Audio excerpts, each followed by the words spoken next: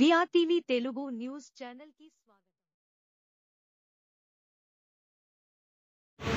జనవరి 3, 2025 సంవత్సరము చదువుల తల్లులు భారతదేశ మొట్టమొదటి మహిళా ఉపాధ్యాయురాలైనటువంటి సావిత్రిబాయి పూలే జయంతి, అలాగే జనవరి 9 ఫాతిమా షేక్ జయంతి.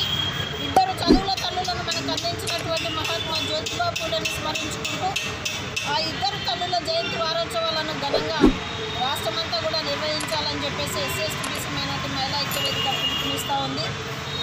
ఈ విధంగా మా మహిళా ఐక్యవేదిక చేసే డిమాండ్ ఏమంటే, అధికారికంగా ప్రభుత్వము జయంతి వారోత్సవాలను నిర్వహించాలని చెప్పేసి భారతదేశం మొట్టమొదటి మహిళా ఉపాధ్యాయురాలు సావిత్రిబాయి పూలే ఫాతిమా షేక్ జయంతి దినోత్సవాలను అధికారికంగా నిర్వహించాలి.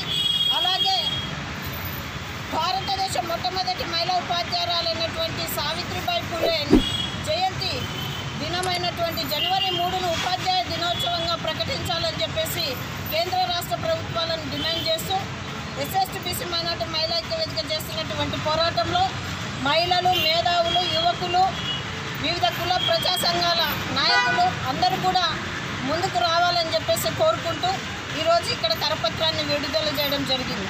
నా పేరు పట్నం రాజేశ్వరి, ఎస్సీ మైనార్టీ మహిళా ఐక్యవేదిక వ్యవస్థాపక అధ్యక్షురాలు. ఈరోజు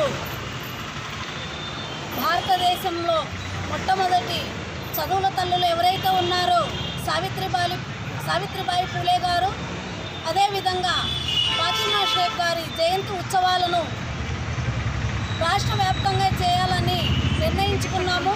అదేవిధంగా జనవరి 3వ తేదీన కర్నూలు జిల్లాలో చాలా ఘనంగా ఏర్పాట్లు చేస్తున్నాము. అదేవిధంగా జనవరి 9వ తేదీన అనంతపూర్లో కూడా ఈ కార్యక్రమాన్ని పెద్ద ఎత్తున చేయాలని మేమందరము కూడా నిర్ణయించుకోవడం జరిగింది. నా పేరు రుద్రాక్షల ఇందిరాదేవి.